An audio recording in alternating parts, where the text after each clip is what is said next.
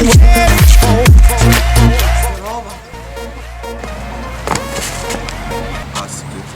lapelį pasižiūrėk, daunas. Zdarova. Tai va, pakalbėsim apie trikinį. Kas jis yra toks. Ir karočią, kas yra parkūras. Tai va, karočią, parkūras yra laisvas judėjimas vien savo kūno pagalba. Nuo taško A iki taško B nusigaunam kuo greičiau per visas kliūtis. Parkūro esmė yra, pavyzdžiui, yra karočią medis ir, arba koks blokas ir jūs aplink tą medį nebėgsit aplinkui. Jūs jį perlipsit, peršoksit ir dar kokį triuką atliksit, kad jį kuo greičiau nubėgti. Nereiktų daug kelio sugaišti bėgant aplinkui. Nuo ko pradėti parkūrą visą?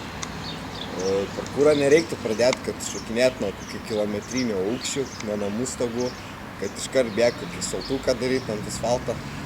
Reiktų pradėti nuo beisikų, kaip vadinamų. Pavyzdžiui, pats pradinis triukas būtų rolas išmokti, kad galėtumėte iš aukščiau šokinėti. Tada būtų basic simple valtai, kaip lazy valtas, monkey valtas, dash valtas. Paprastai triukai, žodžiu. Viskas yra.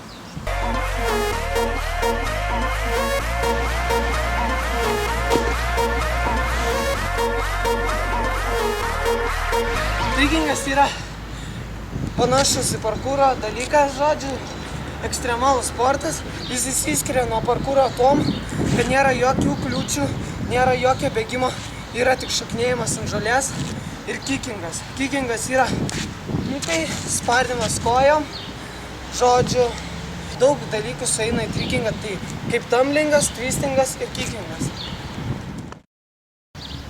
Čia nėra ką daryti naštui.